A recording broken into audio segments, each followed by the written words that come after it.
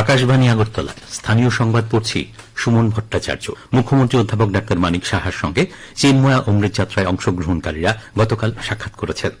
চিন্ময়া মিশনের ৭৫ বছর পদার্পণ উপলক্ষে দেশের প্রায় ২৫,০০০ কিলোমিটার পথ পরিক্রমা করে চিন্ময়া অমৃত যাত্রার এই দলটি ত্রিপুরায় প্রবেশ করেছে।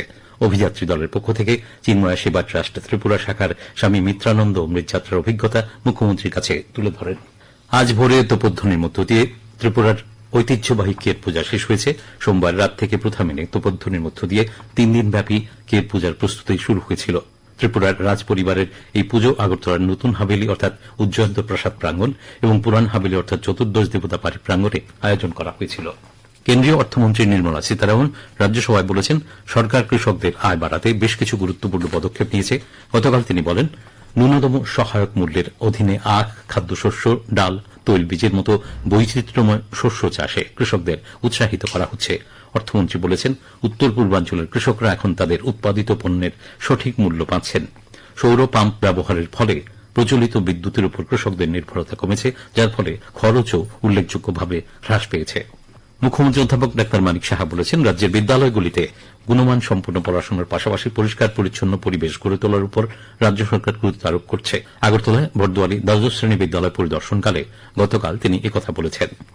ভারত সরকারের বস্ত্র মন্ত্রকের অধীনে উইভার সার্ভিস সেন্টার আগরতলা শাখার উদ্যোগে ১২তম জাতীয় হ্যান্ডলুম সপ্তাহ উপলক্ষে ত্রিপুরা বিশ্ববিদ্যালয় সম্মেলন কক্ষে গতকাল অনুষ্ঠিত হয় আলোচনা ও প্রদর্শনী। ভারতের সমৃদ্ধ হ্যান্ডলুম হস্তশিল্পের ঐতিহ্য সম্পর্কে শিক্ষার্থীদের সচেতন করে তোলা এবং এই খাতে কর্মসংস্থান উদ্যোক্তা তৈরির সম্ভাবনা তুলে ধরার লক্ষ্যে আয়োজন বলে জানিয়েছেন রাজ্য সরকারের হ্যান্ডলুম, হ্যান্ডিক্রাফটস অ্যান্ড সেরিকালচার দপ্তরের অতিরিক্ত সচিব অধিকর্তা অজিত শুক্রদাস। উল্লেখ্য, ২০১৫ সালে শুরু হওয়া এই উদ্যোগের আওতায় বর্তমানে দেশজুড়ে ২৯টি উইভার সার্ভিস সেন্টার বিভিন্ন শিক্ষা প্রতিষ্ঠান, রাজ্য ও ক্লাস্টার পর্যায়ে সচেতনতামূলক কর্মসূচি পরিচালনা করছে।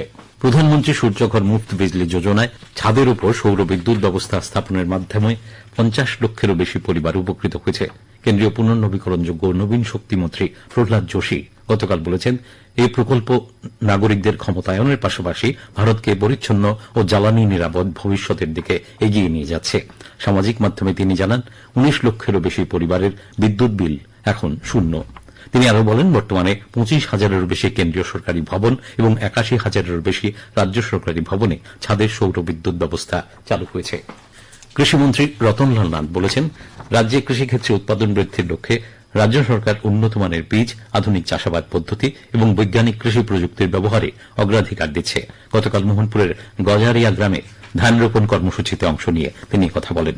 তিনি বলেন, এর ফলে রাজ্যে কৃষকদের আয় উল্লেখযোগ্যভাবে বাড়বে। আজ থেকে গোমতী দক্ষিণ জেলা ও সিপাহী জেলার দক্ষিণাংশে দীনদয়াল উপাধ্যায় প্রশিক্ষণ মহা অভিযান শুরু হবে। আগামী ৮ থেকে ১০ই আগস্ট সদর গ্রামীণ ও সদর শহর এবং আগামী ১১ আগস্ট থেকে ১৪ই আগস্ট পর্যন্ত উত্তর ত্রিপুরা, খোয়াই ও ধলাই জেলায় প্রশিক্ষণের আয়োজন করা হবে।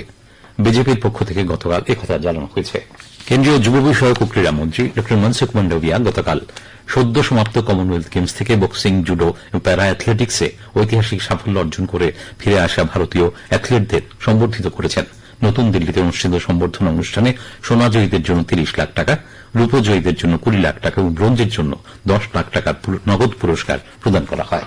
বিএসএফ এর উদ্যোগে বিলোনিয়ার বিকেআই মাঠে স্পন্দন লিগে রাজ্যভিত্তিক ফুটবল টুর্নামেন্টের দ্বিতীয় দিনে গতকাল ৪টি ম্যাচ অনুষ্ঠিত হয়। এর মধ্যে পশ্চিম জেলা ২-০ গোলে দক্ষিণ জেলাকে, সিপাহী জেলা ১-০ গোলে ধলাইকে, উত্তর জেলা ৬-০ গোলে খোয়াইকে, গোমতী ২-০ গোলে ঊনকোটি জেলাকে পরাজিত করেছে। ত্রিপুরা ফুটবল অ্যাসোসিয়েশন পরিচালিত ঘরোয়া দ্বিতীয় ডিভিশন লিগ ফুটবল প্রতিযোগিতার গতকালের খেলায় ত্রিপুরা স্পোর্টস স্কুল জয়লাভ করেছে। উমাকান্ত মিনি স্টেডিয়াম অনুষ্ঠিত খেলায় ত্রিপুরা স্পোর্টস স্কুল ৪-১ গোলে ফ্রেন্ডস ইউনিয়নকে হারিয়ে দেয়। আবহাওয়ার খবর, আকাশ আজ সাধারণত মেঘলা থাকবে। রাজ্যের সিপাহী জেলা দক্ষিণ জেলায় বিক্ষিপ্তভাবে বজ্রবিদ্যুৎ সহ ভারী বৃষ্টিপাতের সতর্কতা জারি করেছে আবহাওয়া দপ্তর। আগরতলা দিনের সর্বোচ্চ তাপমাত্রা ৩৩ ডিগ্রি সেলসিয়াসের কাছাকাছি থাকতে পারে। ভোরে সর্বনিম্ন তাপমাত্রা ছিল ২৬.৩ ডিগ্রি সেলসিয়াস। আর সকাল ৫:৩০ পর্যন্ত আগরতলায় বৃষ্টিপাতের পরিমাণ ৩.৮ মিলিমিটার। স্থানীয় সংবাদ এখনকার মতো শেষ হল। পরবর্তী বাংলা স্থানীয় সংবাদ প্রচারিত হবে সন্ধ্যে ৭:৫৫